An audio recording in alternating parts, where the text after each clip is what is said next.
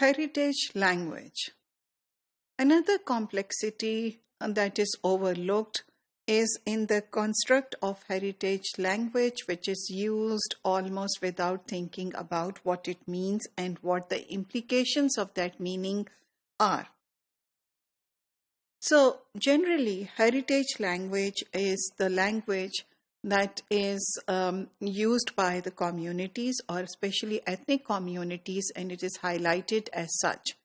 So usually it is seen as a language that has not been standardized, as the language that is not being used currently, and a language which belongs to the minorities. So these are the basic conceptions that are in mind when we talk about heritage language. Now, the focus of heritage language can be traced back to 1960s with this Canadian policy for the use of heritage language in elementary schools, when Canada decided to pass its policy of multiculturalism and multilingualism. So ever since, it has been taken up by other countries also, and it is quite popular. In US also, the term was not known before, but it is gradually becoming popular because it is seen to replace the term bilingualism, which is actually discouraged.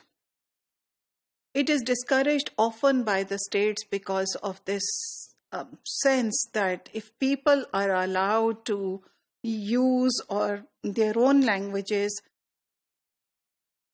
especially in migrant contexts, or if they are able to educate children in their own languages, then that is going to hurt national solidarity. So this assimilative approach towards language policies and languages in education policies have always sort of deterred the states from accepting bilingualism and encouraging diversity. And now, instead of bilingualism, somehow the use of heritage language seems to be safer, and that is encouraged because it is seen that this is a move to revitalize languages that are nearing death, and they are about to extinguish because nobody is using them.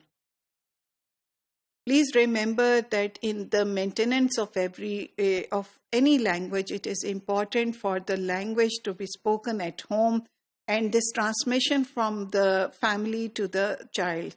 And very often when that doesn't happen, this heritage language or this becomes a language that belongs to the distant past, which nobody is really using.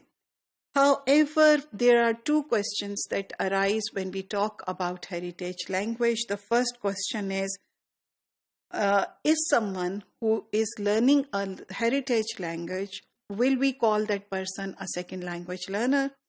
And if that is the case, what proficiency in that language must one have to begin with? Or what connotations does the term heritage have?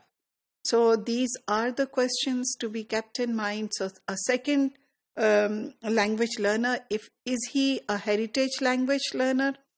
Can we use this term simultaneously in place of one or the other? Because remember, whenever you are revitalizing a language is not revitalized as a whole. It's only certain aspects, certain vocabulary that is constantly added on to it, and gradually certain aspects of that language are used to perform functions of the modern life. Plus, this brings us to this other question: what connotations does heritage have? Like museums, the connotations of heritage language builds this construct as if this also only belongs to the past that was once there. We need to know what was going on, what language was used. However, what actually heritage language revitalization is, that it's about enabling one to function in that language that was used in the past to